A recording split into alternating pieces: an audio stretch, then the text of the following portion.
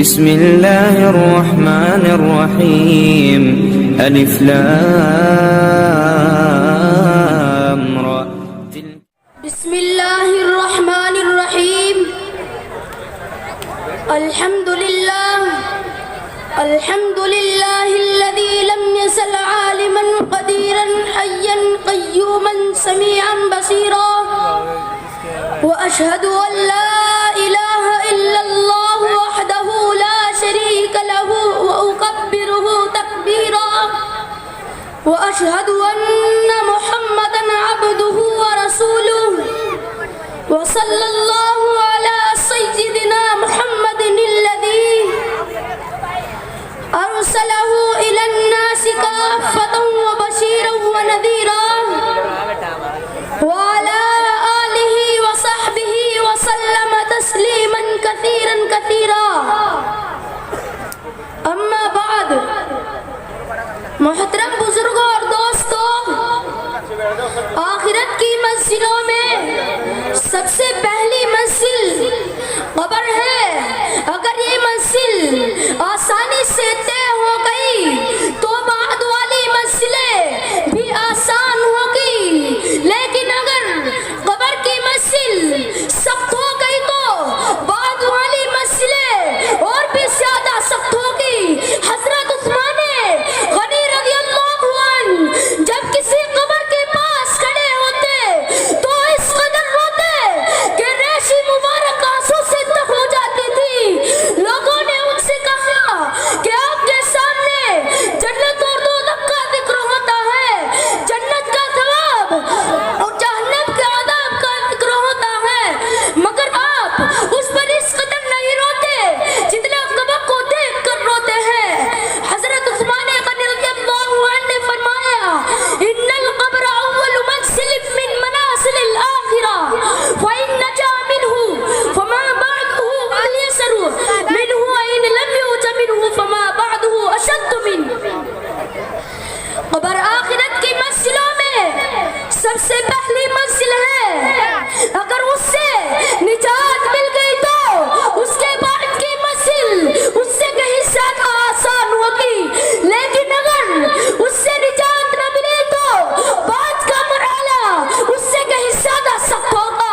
پھر حضرت عثمان غنی رضی اللہ عنہ نے فرمایا کہ رسول اللہ صلی اللہ علیہ وسلم فرماتے ہیں کہ ایک بار رسول اللہ صلی اللہ علیہ وسلم نے اپنے خطبے میں فتنہ قبر کا ذکر کیا اور اس طرح بیان کیا کہ لوگ دھاڑے مار مار کر رونے لگے اور اس قدر کوہرام برپا ہوا. میں بات نہیں سمجھ سکی کہ کیا معاملہ ہے. جب سکون ہوا تو میں نے اپنے قریب ایک آدمی سے پوچھا کہ حضور صلی اللہ علیہ وسلم نے کیا فرمایا تھا. اس نے جواب دیا، حضور صلی اللہ علیہ وسلم نے فرمایا، قد اوحی الی انکم تفتنون فی القبور قریبا من فتنة الدجال.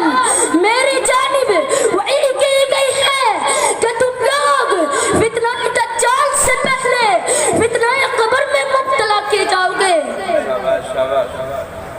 محترم دوستو، کوئی دن ایسا نہیں گزرتا کہ جب قبر یہ نہ کہتی ہو میں تنہائی کا اگر ہوں، میں مٹی کا اگر ہوں، میں کیڑے مکوڑوں کا اگر ہوں. جب بندہ مومن دفن کیا جاتا ہے تو قبر اس سے کہتی ہے تیرا آنا مبارک ہو. میری پشت پر جو لوگ چلتے تھے ان میں تو میرے نزدیک سب سے زیادہ مغول تھا، اور جب کہ تو میرے سپرد کیا گیا ہے تو اپنے ساتھ میرا معاملہ دیکھنا کہ میں تیرے ساتھ کتنا اچھا سلوک کرتی ہوں. اس کے بعد قبر کچالا ہو جاتی ہے اور جنت کا دروازہ کھول دیا جاتا ہے، لیکن فاسق و فاجر یا کافر بندہ قبر میں دفن کیا جاتا ہے تو قبر اس سے کہتی ہے تیرا آنا نامبارک ہو. جو لوگ میری پشت پر چلتے تھے ان میں تو میری نزدیک سب سے زیادہ مبغوض تھا. آج جب کہ تو میرے حوالے کیا گیا ہے تو دیکھنا کہ میں تجھ کو کس طرح سزا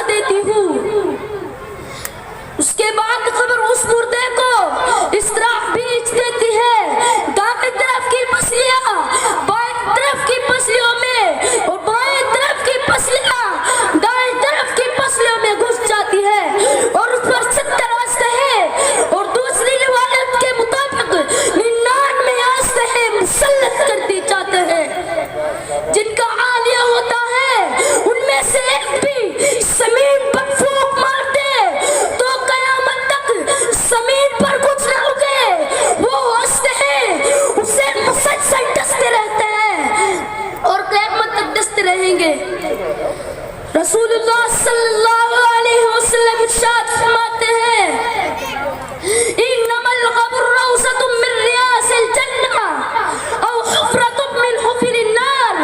कब्र जन्नत के बागों में से एक बाग है या दोज़ख के गढ़ों में से एक गढ़ा। यानी नेक बंदों के लिए कब्र जन्नत का बाग बन जाती है और बदकारों के लिए दोज़ख का गड्ढा। अभी इंसानों पर मुनहसिर है, वो अपने कब्र को जन्नत का बाग बनाना चाहते हैं, दोज़ख का गड्ढा। रसूलुल्लाह सल्लल्लाहु अलैहि वसल्लम इरशाद फरमाते हैं कि जब मुर्दा कब्र में दफन कर दिया जाता है तो उसके पास दो फरिश्ते आते हैं जिनका रंग काला और आंख नीले होते हैं। उनमें से एक को मुनकर दूसरे को नकीर कहते हैं। वो मुर्दे से 3 सवालात करते हैं, मन रब्बुका, तुम्हारा रब कौन है, मा दीनुका, तुम्हारा दीन क्या है, मा कुंत तक़ूलु फी हाज़ा अर्रजुली लि मुहम्मद, तुम मोहम्मद अरबी सल्लल्लाहु अलैहि वसल्लम के बारे में क्या अकीदा रखते थे। अगर नेक होता है तो जवाब देता है, मेरा रब अल्लाह है, मेरा दीन इस्लाम है, मेरा नबी मुहम्मदुर रसूलुल्लाह सल्लल्लाहु अलैहि वसल्लम है, जिन्हें अल्लाह ने हक के साथ मबऊस किया था। लिहाजा उसके लिए जन्नत का फर्श और जन्नत का लिबास अता किया जाता है और जन्नत का दरवाजा खोल दिया जाता है, जिससे वहाँ की खुशगवार हवा और महक आती रहती है। फरिश्ते उस नेक बंदे से कहते हैं, सो जा, जैसे दुल्हन सोती है, उसको शौहर के अलावा कोई नहीं जगाता। इसी तरह तू भी क़यामत तक के लिए आराम से सो जा। वो कहता है, मैं जाऊं, जरा अपने घर वालों को अपना नाम बता दूं। फरिश्ते कहते हैं, नहीं, अब तू वापस नहीं जा सकते, यहाँ आने के बाद वापसी का कानून नहीं है, बस तुम सो जाओ। वाखिरु दुआना अल्हम्दुलिल्लाह।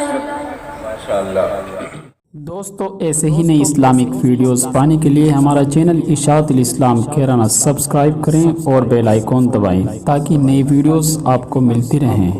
शुक्रिया।